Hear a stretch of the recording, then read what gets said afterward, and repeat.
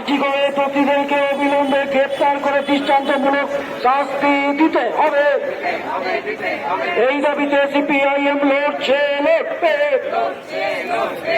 গত 9ই আগস্ট কলকাতায় আর্জিকরে ডাক্তারি পাঠরতা পড়ুয়া রাত্রিবেলা সরকারি মেডিকেল কলেজে যে নির্মমভাবে ধর্ষণ এবং হত্যা করা হয়েছে তার আজও বিচার হয়নি তো খুব ছোট কথা।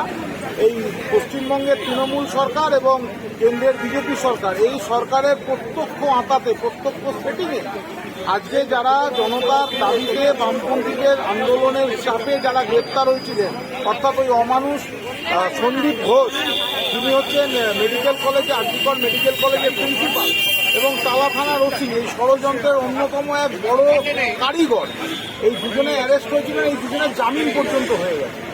সুতরাং এই দুই শাসকের হাতে, এই দুই শাসকের সেটিংয়ের হাতে সাধারণ মানুষের প্রাণ অতিষ্ঠ, বাড়ির মেয়েদেরও শান্তি নেই। সুতরাং সেই জায়গা থেকে দাঁড়িয়ে আমরা প্রথমেই বলেছিলাম যে কোনো লড়াই হচ্ছে রাজনৈতিক লড়াই।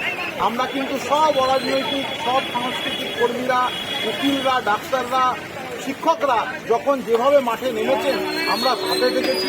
কিন্তু আমরা জানি যে আলটিমেটলি যারা রাস্তায় থাকবে তারা হচ্ছে বামপন্থীরা, এবং তার সাথে সমস্ত মানুষকে এক করার কাজে আমরা নেমেছি।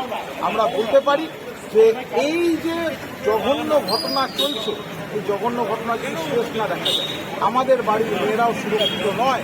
সুতরাং এই তৃণমূল আর বিজেপির এই সেটিংয়ের বিরুদ্ধে বামপন্থীদের লড়াই নতুনভাবে বলতে পারেন, নতুন উদ্যমে বলতে পারেন। এই জামিন পাওয়ার পরে আবার নতুন করে শুরু হলো। তাই আমরা সালানপুর এরিয়া কমিটি সিপিআইএম এর পক্ষ থেকে ডাবর মোড়ে এই প্রতিবাদ সভা করলাম।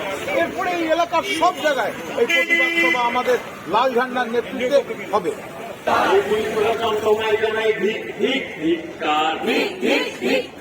ইনকলাব জিন্দাবাদ, জিন্দাবাদ, জিন্দাবাদ। ইনকলাব জিন্দাবাদ, জিন্দাবাদ, জিন্দাবাদ।